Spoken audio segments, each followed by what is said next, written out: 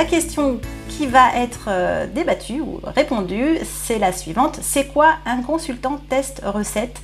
Et comme je l'ai dit tout à l'heure, c'est, je pense, surtout une problématique qu'ont les nouveaux business analystes, ou en tout cas ceux qui ne sont pas forcément encore business analystes, mais qui cherchent à se reconvertir dans les projets de système d'information, surtout sur la partie métier. Alors vous connaissez mon habitude d'avoir un petit plan pour structurer un petit peu ma réponse. Donc on va d'abord voir en première partie que finalement le poste de consultant test recette, c'est une possibilité à envisager quand on débute en business analyse, et je dirais presque encore plus actuellement en période vraiment très très compliquée de Covid, avec les entreprises qui mettent la clé sous la porte ou qui sont ralenties ou à l'arrêt total. Donc c'est une possibilité à envisager. En deuxième partie, je vais du coup aller plus dans le détail sur ce rôle de consultant test recette. Après, on va s'arrêter sur les compétences professionnelles et les compétences comportementales, les hard skills et soft skills. Et puis après, je vais faire un petit topo très très rapide sur les diplômes requis et également la certification ISTQB. Je vous en dis plus du coup à la fin. Comme d'habitude, si vous avez des questions, surtout n'hésitez pas, ou des commentaires, n'hésitez pas à les mettre dans le fil de ce live. Comme ça, je les regarderai à la fin. Donc, je déroule tout et à la fin, je regarde ce que vous m'avez dit. Je rebondis dessus si on a encore du temps. Si on n'a pas le temps, je ferai un autre live. Voilà.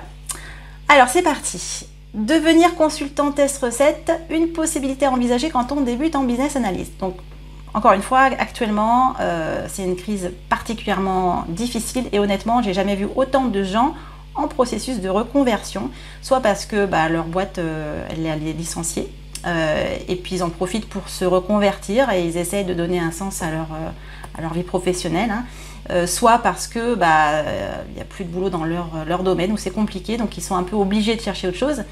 Et puis après, c'est vrai que je pensais ce matin en écrivant particulièrement à tous les étudiants, j'ai pas mal d'étudiants en fait qui m'envoient des messages et je trouve ça assez dramatique parce que ils sortent avec un diplôme en poche, chèrement acquis, et en fait, en ce moment c'est tellement compliqué. Franchement, je suis de tout cœur avec vous. Je pense que c'est encore plus dur pour les débutants que les gens qui ont déjà de l'expérience, on va dire, à faire valoir. Donc voilà, donc le but aussi de ce live, c'est de vous dire, il y a un poste qui potentiellement pourrait retenir votre attention pour commencer dans la vie, même si j'ai pas de baguette magique, bien sûr. Donc, c'est vraiment ce métier de consultant test recette. Je dirais qu'il fait partie des métiers qui sont accessibles à des profils Bac+4, Bac+5 avec peu d'expérience dans les projets, ou pas d'expérience d'ailleurs, dans les projets de système d'information. Alors je ne dis pas que ce n'est réservé que aux débutants, loin de là, parce qu'il y a évidemment énormément de graduation en termes de compétences dans le terme de consultant test recette. Il y a d'ailleurs beaucoup de testeurs de très haut niveau et personnellement je ne serais absolument pas capable de faire ce qu'ils font parce que il me manque des compétences, clairement, sur certaines choses.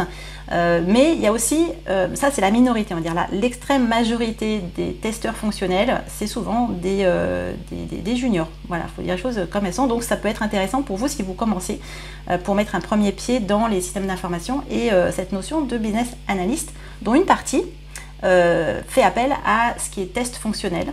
Alors, après, il y a des petites querelles de clocher. Il y a certains schémas de certification à la business analyst qui n'aiment pas rajouter cette partie de test dans le périmètre métier. Moi, personnellement, je le fais parce que en tant que business analyst, j'ai toujours eu à faire des tests. Voilà, c'est comme ça. Donc, je ne vois pas comment on peut totalement le décorréler on va dire, du périmètre de business analyst.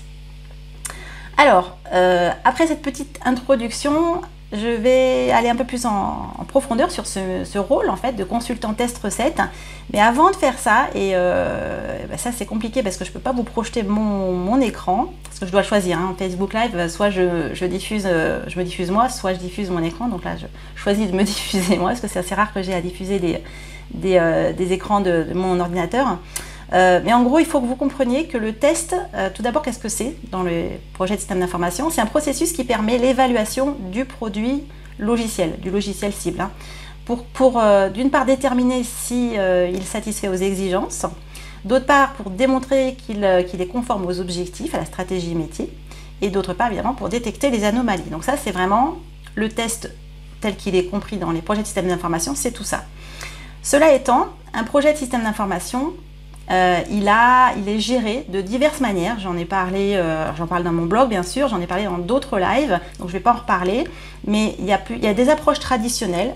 Donc là on parle du cycle en V, cycle en cascade, Ça, c'est ce qu'on appelle les approches traditionnelles où chaque étape, chaque phase du projet, elle doit être validée pour pouvoir passer à la suivante. Donc typiquement, un projet géré en V ou en cascade, il commence par l'analyse des besoins. Ensuite, on va faire l'analyse des exigences de la solution, donc la partie conception fonctionnelle, générale et détaillée. Après, on va faire la conception technique, générale et détaillée. Après, donc l'architecture plutôt, et après la conception technique de la solution informatique.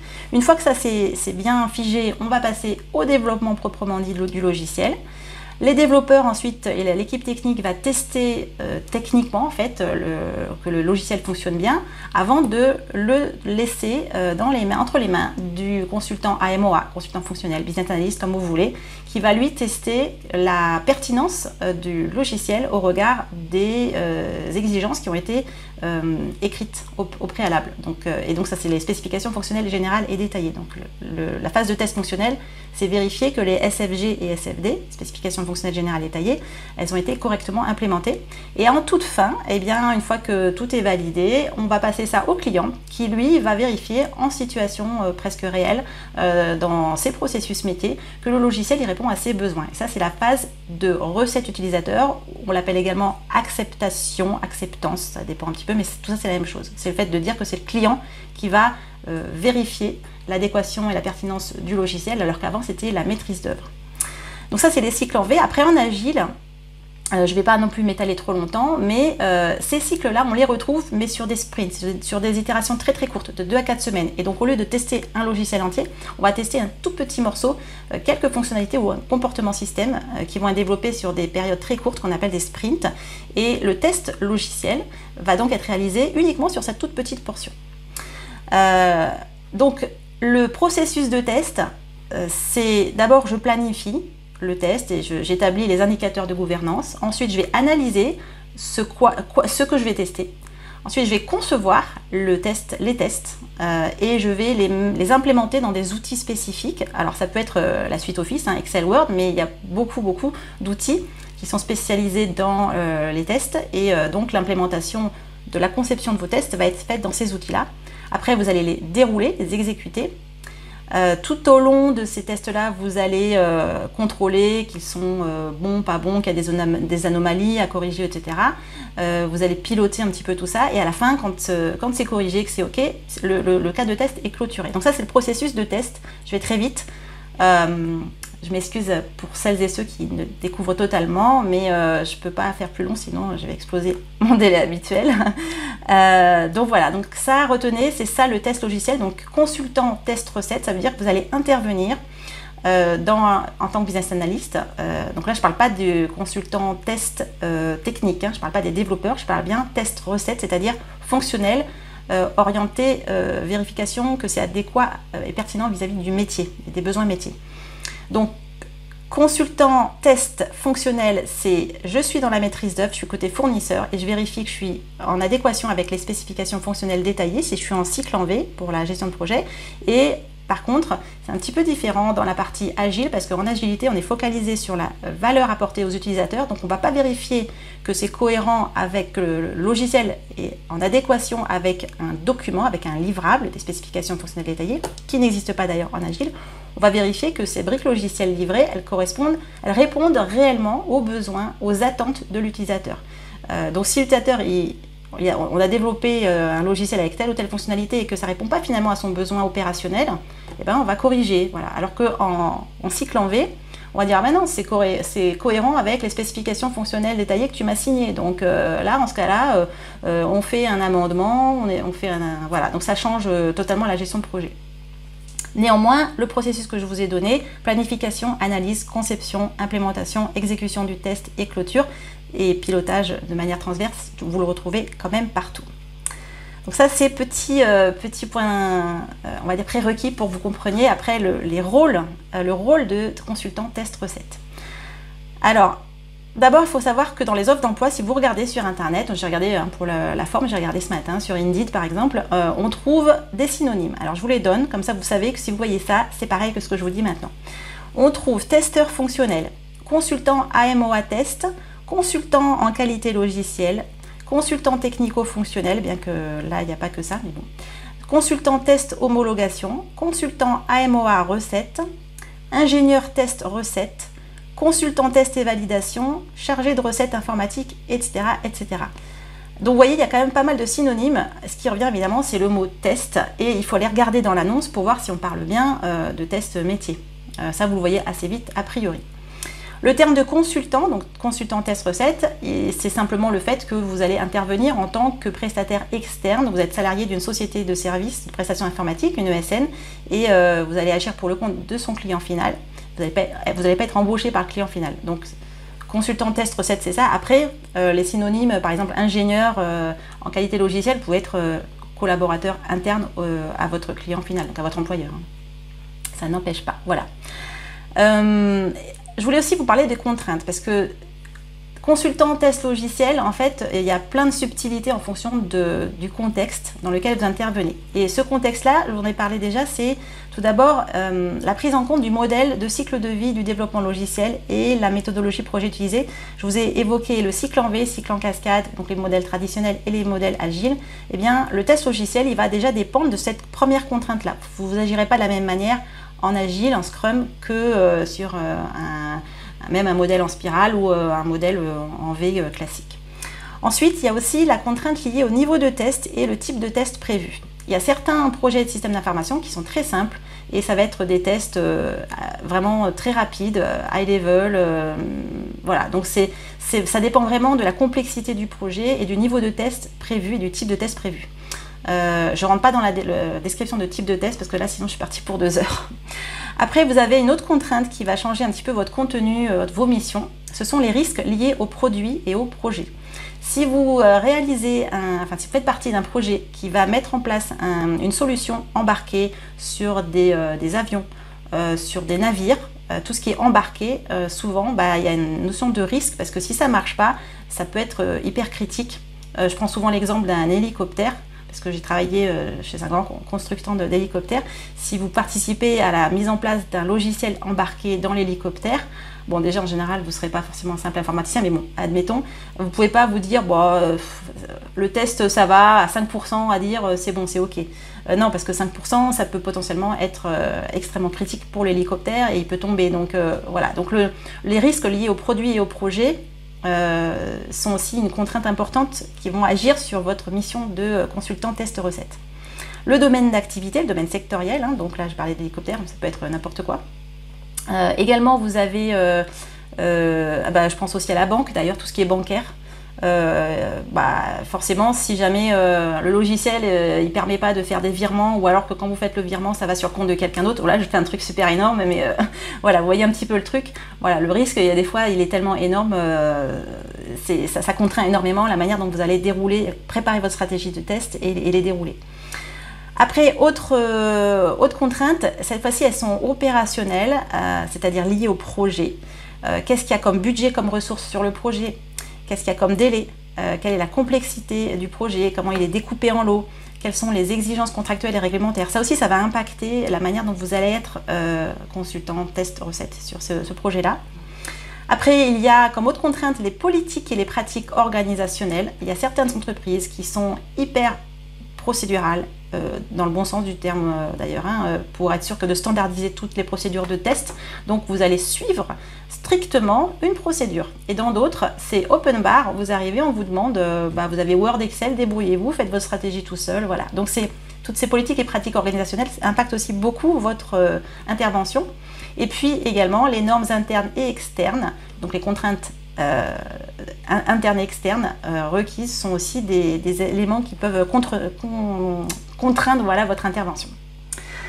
Voilà, alors maintenant allons-y pour les tâches principales du consultant test recette. Donc ce matin j'ai regardé sur Indeed, je fais pas la pub, c'est juste que je suis tombée dessus, je suis pas allée voir ailleurs. J'ai trouvé, quand je tapais consultant test recette, 934 emplois à pourvoir avec l'intitulé dont je vous ai parlé. J'ai filtré sur les 15 derniers jours et j'ai trouvé 181 annonces. Ah pardon, je parle de la France, donc tout le monde n'est pas en France, je sais que c'est un public francophone, donc je parle uniquement de la France. Donc voilà, 181 nouveaux postes à pourvoir sur la France entière les 15 derniers jours, c'est pas énorme, enfin c'est toujours ça de prix. Ça veut dire qu'il y a quand même quelque chose qui continue. ce qui n'est pas étonnant parce qu'actuellement où l'économie est totalement en stand-by, tout ce qui a été lancé, tous les projets de système d'information, à un moment donné, ceux qui sont déjà en bout de course, entre guillemets, en bout de cycle de vie du projet, il faut les livrer, quoi. Il faut les livrer et pour les livrer, il faut les tester. Donc c'est une activité qui actuellement continue d'exister. Alors, les tâches principales que je vous ai synthétisées. Premièrement, analyser les spécifications fonctionnelles générales et détaillées. Ça, c'est pour les cycles en V, les projets gérés en V ou en cascade traditionnels. Mais si vous êtes en agile, vous allez analyser aussi la conception fonctionnelle, notamment les user stories. Ensuite, autre tâche, participation à l'élaboration de la stratégie de test. Donc, participation ou carrément, si vous êtes plus expérimenté, c'est vous qui allez élaborer la stratégie de test. Je vais vous en parler juste après, parce que j'ai eu certains en fait qui connaissaient les 4 tests, les scénarios de test, mais ils n'avaient jamais entendu parler de la stratégie de test. Ça veut dire que quelqu'un d'autre le faisait quand eux ils s'y attaquaient. Mais je vais vous expliquer un petit peu ce que c'est. Après, autre chose, conception et exécution des cas de test. Gestion et suivi des anomalies, production des bilans de test et reporting. Donc ça, ce sont les tâches principales que vous allez faire en tant que consultant test recette. Alors, je vais aller un tout petit peu dans l'explication de ce que c'est. Première chose, je vous disais participer ou faire l'élaboration de la stratégie test. La stratégie test, quand on est business analyst, je ne parle pas du chef de projet, je parle des activités de business analyse liées à donc la vérification fonctionnelle et l'apport de valeur du logiciel. Ça veut dire quoi? Ça veut dire qu'avant de vous attaquer au déroulement des tests, il faut forcément préparer plein de choses. Donc vous allez planifier la phase de test, si vous voulez, et également sa gouvernance, c'est-à-dire être capable de donner des processus pour exécuter les tests et être capable de dire ça c'est critique, ça c'est urgent, ça c'est pas urgent, et que tout le monde ait la même information. Donc vous allez identifier le périmètre et l'objectif de vos tests, définir une approche globale pour atteindre les objectifs en tenant compte de toutes les contraintes, notamment celles que je vous ai mentionnées. Vous allez également prendre en compte les ressources et les personnes nécessaires aux activités de test. Et puis avec tout ça, ça va vous permettre d'élaborer un calendrier d'exécution des tests fonctionnels au sens large dans le cycle de vie de la solution. Toute cette partie-là, vous la faites avec soit le responsable des tests qui s'occupe également de toute la partie technique, soit le chef de projet. Mais c'est un input que vous allez lui apporter parce qu'il n'a pas votre connaissance en fait, liée à tout ce qui est métier. Et donc il compte sur vous. Et si ça n'est pas le cas, il faudrait. Voilà. Après, autre partie de la stratégie de test en business analyse, c'est la définition de la gouvernance et l'organisation des activités de test fonctionnels et de la recette. Alors, premièrement, l'établissement, la définition des métriques pour le pilotage et le contrôle des tests. Ça veut dire quoi? Ça veut dire les KPI, comme on dit, les Key Performance Indicators. Qu'est-ce qui fait que les tests se passent bien ou pas bien, qu'il y a du retard et que la solution, le logiciel cible, il est plutôt avec des indicateurs verts parce qu'on est plutôt assez content vu que il n'y a que des bugs mineurs par exemple ou très peu de bugs majeurs et pas de bugs critiques. Donc là, c'est la définition de tous ces métriques. Également, l'identification des outils de conception, d'exécution et de reporting. Donc je vous ai dit, quand vous faites vos tests, quand vous les concevez, et après que vous les déroulez, soit vous utilisez des logiciels de la suite Office, donc Excel, Word, vous écrivez à la mimine tous vos scénarios, cas test, campagne, etc. Soit vous utilisez des logiciels qui sont dédiés à tout ça. Donc en fait concrètement, à la place d'utiliser Word et Excel, vous allez rentrer dans un logiciel qui permet de gagner énormément de temps et de faire le lien entre les besoins, les exigences, les cas de test, les résultats. Plutôt que vous fassiez des nœuds au cerveau avec des tableaux croisés dynamiques dans tous les sens, en fait ces logiciels ils font ce boulot-là de recoupement à votre place. Après il y a des logiciels qui permettent de loguer en fait des tickets. Donc quand vous déroulez votre cas de test, à la fin mettons qu'il est KO, eh bien vous allez devoir ouvrir un ticket pour que l'équipe de dev elle puisse corriger. Ou alors vous constatez que c'est un problème, une anomalie fonctionnelle, c'est les spécifications qui ne sont pas suffisamment bien écrites, où il y a des erreurs, il faut corriger. Donc ça c'est des outils dans lesquels vous allez loguer les problèmes, les erreurs, les anomalies. Donc ça c'est des outils. Alors d'expérience, j'ai pas fait énormément de tests dans ma vie, je vous avouerai, j'en ai fait beaucoup au début, enfin beaucoup. Ça faisait partie de mon travail, je faisais du end-to-end, mais ça faisait forcément partie de mon travail. Mais avec les différents outils que j'ai utilisés, je dirais que quand on en connaît un, on peut s'adapter à tous. Donc si vous connaissez Mantis, Jira par exemple, c'est des logiciels très très courants, vous pouvez quasiment utiliser tous les logiciels au niveau du test, la conception de test et de ticketing. Donc pas de stress. Voilà. Si jamais vous voyez une offre d'emploi avec un outil que vous ne connaissez pas, bah, franchement, je pense que vous n'aurez aucun mal à vous adapter. Donc ça c'est la stratégie. Une fois que vous avez fait votre stratégie, ça vous permet d'avoir des campagnes de test. Donc vous savez que votre logiciel il va être livré en plein de morceaux à des dates différentes. Or vous, mettons que vous êtes en cycle en V, vous avez fait des spécifications fonctionnelles détaillées sur l'ensemble du logiciel. Donc si vous commencez à tester une fonctionnalité alors qu'une partie de la fonctionnalité a été livrée mais pas l'autre, vous n'arriverez pas à arriver au bout de votre test, c'est pas possible. Donc vous allez devoir analyser d'une part les besoins métiers, d'autre part les exigences de la solution, les livrables, les SFD par exemple, et d'autre part vous adapter en fait au calendrier de livraison du logiciel. Et en fonction de ça, vous allez établir vos campagnes de test. Qu'est-ce que je peux tester à quel moment? Et sur le projet, on sera combien de testeurs? Est-ce que je serai tout seul ou est-ce qu'on sera plusieurs? Enfin, voilà. Donc il y a toute cette analyse, cette réflexion pour élaborer des campagnes de test. Après, vous allez décomposer ces campagnes en scénarios. Ça, c'est fonctionnel. Les scénarios, j'ai un scénario fonctionnel, métier si vous voulez. Et comment est-ce que je peux vérifier que ce scénario métier, il est bien implémenté dans la solution technique. Et après, quand vous allez encore plus dans le détail, vous allez faire des cas de test qui sont encore plus pointus. C'est la décomposition, on va dire, unitaire au niveau des tests. Après, les tests, vous pouvez les faire donc manuellement ou alors vous pouvez les industrialiser, les automatiser. Et autre notion à connaître au niveau du test, il y a ce qu'on appelle les jeux de données. Parce que si vous testez, il faut forcément de la data, de la donnée. Donc ces données, elles sont où? Il faut soit les créer. Par exemple, vous voulez tester un logiciel comptable et il faut vérifier que lorsque vous créez une facture, elle est bien intégrée dans le logiciel comptable, que vous pouvez sélectionner correctement les comptes du plan du PCG, que vous pouvez sélectionner correctement les fournisseurs ou les clients. Ces fournisseurs et ces clients ou ces comptes comptables, ils viennent d'où? C'est des jeux de données. Il faut à un moment donné les mettre dans le logiciel qui est en cours encore qui n'est pas encore en production. On n'a pas encore les données de prod. Donc ces jeux de données, il faut les préparer à l'avance. Donc soit vous les faites manuellement, mais c'est un gros travail, soit vous utilisez des outils d'industrialisation. Toujours est-il que c'est une tâche du consultant test recette.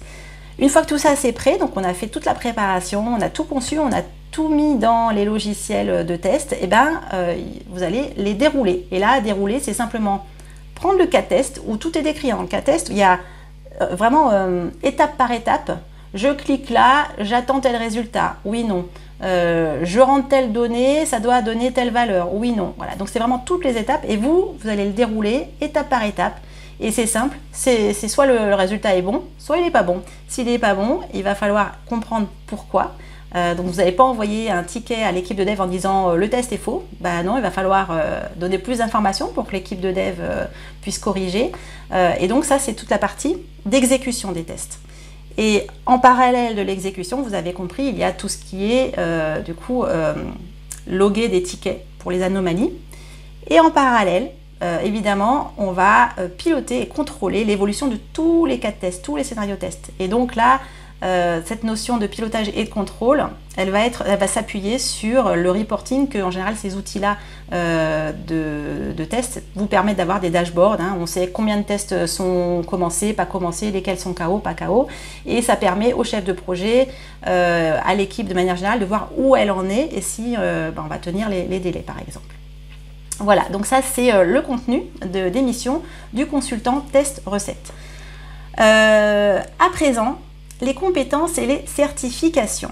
Alors, c'est général, évidemment ça dépend de votre employeur, c'est lui ou elle qui va le décrire dans l'annonce, et donc il y a des cas particuliers, je vous ai donné plein de contraintes qui font que ça va, voilà, il y aura des cas particuliers. Néanmoins, on peut retenir ceci. Pour concevoir et dérouler les cas de test, donc je vais prendre en fait grosse activité par grosse activité. Donc l'activité qui consiste à concevoir et dérouler les cas de test, on va vous demander en compétences professionnelles d'avoir une compréhension déjà de l'intégration des systèmes d'information, de l'architecture du système d'information. Parce que vous allez peut-être tester des interfaces, que votre logiciel y répond bien avec les autres logiciels à l'extérieur. Vous allez devoir comprendre cette notion d'architecture et d'intégration, on appelle ça d'intégration. Après, il faut, à ce stade-là, j'ai déjà parlé des compétences informatiques pour le business analyst, ça fait partie des rôles, des activités de business analyst où il faut des compétences informatique. Les notions en développement, franchement, sans en avoir, c'est-à-dire SQL, etc., pour être capable de requêter en base, d'être autonome en fait. Si vous n'en aviez pas, ça va être trop galère, franchement trop galère. Vous ne serez pas autonome du tout, vous allez galérer. Donc, notion de développement à minimum, enfin, au minimum, surtout si on vous demande d'industrialiser après. Il y a parfois, pas que des tests manuels, on va vous demander d'industrialiser les scénarios de test. Bon, vous inquiétez pas, hein, si vous êtes recruté et que le recruteur il vous recrute et il voit que vous n'avez pas de compétences techniques, on ne va pas vous demander de faire des trucs que vous ne savez pas faire. Hein. Ou alors, je sais pas, vous êtes le seul sur le marché. Mais donc je ne veux pas vous mettre la pression là-dessus, mais voilà, notion de développement à minimum. Ensuite, connaissance d'outils de test et de reporting. Le premier outil, c'est Excel et Word. Vous voyez, donc c'est pas compliqué. Après, si on vous demande de connaître Jira, Mantis, la prise en main elle est facile. Donc mettez-vous pas trop la pression. Et si c'est pas Mantis, Jira et d'autres, pareil, pas de pression, ils se ressemblent tous entre guillemets. Hein, donc vous retrouvez vos billes assez facilement. Auto-formation, pas de souci. Mais sachez que c'est quelque chose qu'on peut vous demander. Après, vous pouvez avoir des connaissances spécifiques. Par exemple, si vous êtes sur un logiciel avec, on va dire, une application web, avec un fort impact au niveau de l'ergonomie, de l'UX UI, on peut vous demander d'avoir des compétences UX UI, User Experience, User Interface, pour vraiment être capable de tester la pertinence de l'IHM. Après, on peut aussi vous demander des connaissances métiers pour comprendre ce que vous manipulez comme test, assurance, banque. Il y a certains comme ça, domaines, télécom, où on demande souvent aux consultants en fait, de connaître un petit peu tout ça. Ça, c'est pour concevoir et dérouler les cas de test. Après, je parlais des jeux de données. Donc, créer la donnée qui permettra de dérouler les cas de test et pas des cas de test avec rien dans la base de données. Alors là, il faut quand même la compréhension métier. Donc, c'est vrai que vous allez analyser les spécifications fonctionnelles détaillées. Par exemple, si on est en cycle en V, il faut que vous compreniez bien ce que vous lisez. Donc, vous compreniez cette notion métier. Et puis, également, connaissance en base de données. Puisque l'objectif, c'est d'aller alimenter de données la base de données. Donc forcément, il faut que vous compreniez ce que c'est une base de données et qu'est-ce que vous allez y mettre. Voilà. Si vous n'avez jamais fait ça, c'est compliqué. C'est pas infaisable, hein. Vous pouvez donner un fichier Excel et donner à l'équipe de dev votre fichier Excel avec les données, mais vous risquez d'avoir pas mal d'allers-retours avec eux parce qu'il vous manquera ou il leur manquera des informations. Après, pour la stratégie de test, là par contre, c'est rarement donné aux débutants, mais bon, je vous le dis quand même, au cas où dans l'offre d'emploi c'est marqué. Il faut une capacité d'analyse pour élaborer les stratégies de recettes en cohérence avec beaucoup plus de contraintes, notamment les enjeux économiques liés à la rentabilité du projet, bien sûr, et également les contraintes organisationnelles, de l'organisation en termes de time to market ou vraiment en termes marketing, on va dire la vision stratégique et les objectifs métiers. Donc d'un côté, il faut comprendre les enjeux du projet avec, voilà, vous avez une équipe limitée, vous êtes tout seul pour faire les tests, le délai il est très court, etc. Donc ça, c'est les enjeux du projet. Et après, les enjeux de votre client et des utilisateurs finaux. Donc ça, il faut avoir cette capacité à analyser tout ça pour élaborer une stratégie de test qui soit en conformité avec tous ces enjeux-là. Après, je voulais terminer quand même avec un petit filtre, un petit tri de la tâche la moins complexe qu'on peut trouver quand on est consultant test fonctionnel à la tâche, ce que je pense, la plus complexe. Donc c'est un tri que je fais en fonction des compétences professionnelles et comportementales que vous devez avoir. Alors, première chose, la plus simple, c'est de dérouler les cas de test et de reporter des anomalies. Ça, honnêtement, vous exécutez les scénarios, les cas de tests qui ont déjà été écrits pour vous. Il y a beaucoup de stagiaires d'ailleurs qui sont recrutés que pour faire des déroulements de cas de tests et reporter des anomalies. Ensuite, un peu plus complexe, même parfois beaucoup plus complexe, il s'agit de concevoir les scénarios et les cas de test et de proposer éventuellement des solutions correctives s'il y a des anomalies. Ça, c'est par contre quelque chose qu'on ne fait pas systématiquement quand on est dans le test. Parfois, on transmet l'anomalie à un business analyst qui, lui, a rédigé les SFD. C'est pas forcément la même personne et on lui dit, ben voilà, il y a telle anomalie et c'est lui qui va se décarcasser pour trouver un moyen de corriger cette anomalie fonctionnelle. Donc voilà, concevoir les scénarios et cas tests, c'est quelque chose déjà de beaucoup plus complexe. Et ce que je trouve beaucoup plus complexe, c'est la définition de la stratégie de test et également, dans certains cas, la conception des jeux de données pour qu'ils soient pertinents. Parce que si les jeux de données ne sont pas pertinents ou qu'il y a des erreurs de partout, vous risquez de vous créer, on va dire, des bugs inutiles et de flinguer complètement la phase de test. Donc pour moi c'est assez complexe, voire très complexe. Et aussi la partie automatisation des tests. Si vous n'avez pas été formé, là c'est la hard skills, hein, les compétences professionnelles, la partie automatisation peut être aussi très complexe. Voilà, alors je termine cette partie des compétences sur les soft skills. Après, il est quelle heure? Midi 48. Oh, j'ai encore explosé mon délai. Mais comment je fais? C'est pas possible. J'arrive pas à faire moins. Problème de gestion du temps, Alice. Alors, les soft skills. Ce qui ressort dans les annonces que j'ai pu voir, et je suis assez d'accord, rigoureux. Alors là, c'est clair, vous devez être rigoureux. Un cas de test, il ne doit pas y avoir d'ambiguïté. C'est bon, c'est pas bon, et vous devez suivre strictement les étapes.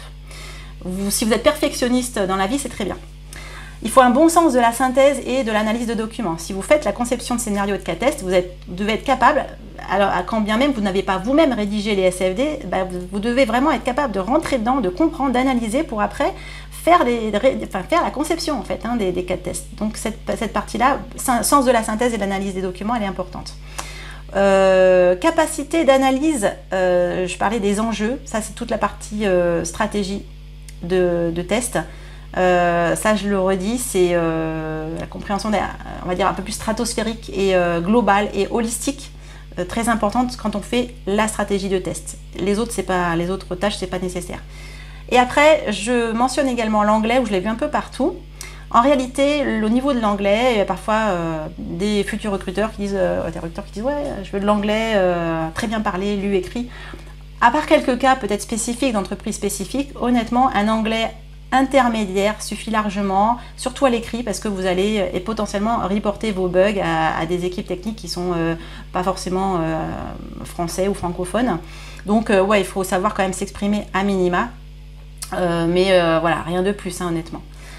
Je voudrais quand même souligner qu'il y a des compétences que je vois dans les annonces et pour moi c'est pas du tout prioritaire, donc à prendre ou à laisser, mais moi je vous donne mon impression. Quand je vois marqué qu'il faut avoir du relationnel, beaucoup de relationnel, un gros sens de la communication, un haut niveau d'anglais, forte autonomie, fort niveau rédactionnel, moi je me dis ils veulent un mouton à 5 pattes qui sert à rien. La 5e patte là elle sert à rien quand vous faites du test. Le relationnel, franchement, quand vous faites du test, vous êtes quand même souvent face à votre écran, hein, vous faites votre test. Hein. Communication, bah oui, mais comme dans tous les boulots, on va dire. Hein, anglais, on en a parlé. Autonomie, quand vous exécutez vos cas de test, je peux vous assurer qu'il n'y a pas beaucoup d'autonomie. Par contre, effectivement, stratégie de cas de test, de test, oui, de l'autonomie pour réfléchir. Mais voilà, pour moi, ça, c'est des compétences, je ne sais pas pourquoi on les met dans les annonces. Voilà. C'est à prendre ou à laisser, c'est mon opinion et je la respecte. Dernier point, très rapidement. Quels sont les diplômes requis pour être consultant test recette et la certification ISTQB, qu'est-ce que c'est? Alors première chose, les profils, c'est général, Bac plus 4, Bac plus 5, école d'ingénieur ou parcours universitaire. Souvent on demande évidemment une première expérience en test, validation logicielle, on dira pareil comme dans tous les métiers. Et voilà, Bac plus 4, plus 5. Ensuite, en termes de certification, la certification, le standard international même des tests logiciels s'appelle l'ISTQB. Je vous laisserai regarder sur internet, il y a plusieurs niveaux de certification. Quand on est consultant test recette, surtout débutant, le niveau fondation, le premier niveau est suffisant. C'est déjà très bien si vous l'avez. Il y a de plus en plus d'entreprises qui demandent cette certification-là. Moi je l'ai pas hein, typiquement, donc c'est pas obligatoire, c'est plutôt en ce cas-là la demande de l'employeur qui va faire que vous allez vous certifier. Après honnêtement ils ont des syllabus qui sont super bien faits, très détaillés, je les trouve très très bien et ça permet vraiment, même si vous passez pas la certification, téléchargez-les, on les trouve un peu partout sur le net, ça va vous apprendre plein de choses sur le test logiciel. Voilà, donc je vais m'arrêter là-dessus, juste pour dire voilà que vous, en tant que business analyst débutant ou aspirant, si vous voulez vraiment embrasser ce métier, soit vous allez être embauché pour rédiger, faire la conception fonctionnelle, tout au début, hein, je parle, donc spécification fonctionnelle détaillée ou user stories, soit on va vous demander d'être consultant test recette. C'est souvent les deux activités qu'on va vous faire tout au début. Donc actuellement, crise du Covid et avec tout le bazar qu'il y a avec les entreprises qui se battent pour garder leur activité, et un consultant test recette peut être une solution pour commencer. Et il y a des offres, hein, puisque je les ai trouvées. Je vous remercie encore d'avoir participé à ce nouveau direct. N'hésitez pas, comme d'habitude, à liker Ça permet de faire monter un petit peu l'audience de ma page Facebook et puis qu'il y ait de plus en plus de gens qui connaissent ce métier, surtout en ce moment où il y a beaucoup de reconversions en cours. Partager aussi, voilà, le plus largement possible. Dans le prochain live, je vais répondre à une question un peu plus pointue, mais même les débutants, je vous conseille de venir. Je vais répondre à cette question-ci. Puis-je utiliser le Value Stream Mapping dans un contexte projet agile? Ça peut être totalement du chinois pour certains et certaines d'entre vous. Ça le sera un peu moins, j'espère, à la fin de ce prochain live. Et puis, dernier... Ah oui, appel à questions, s'il vous plaît. Je commence à être à sec de questions. C'est-à-dire que, je sais pas, soit je réponds à tout, soit vous osez pas. Mais n'hésitez surtout pas à m'envoyer vos questions. J'en ai, on va dire, pour 4 lives encore. Après, j'ai plus de questions, quoi. Donc, je vais vous parler de ma vie le jeudi. Je sais pas, mais n'hésitez vraiment pas à m'envoyer toutes vos questions, vos commentaires, si vous voulez que je parle d'un sujet en particulier. Essayez de focaliser sur quelque chose d'un peu précis, parce que sinon en 3/4 d'heure j'ai déjà du mal à répondre à quelque chose de précis, alors quelque chose de trop vague, on est embarqué pour la journée.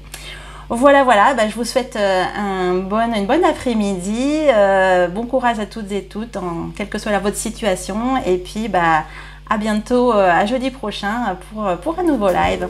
Ciao tout le monde.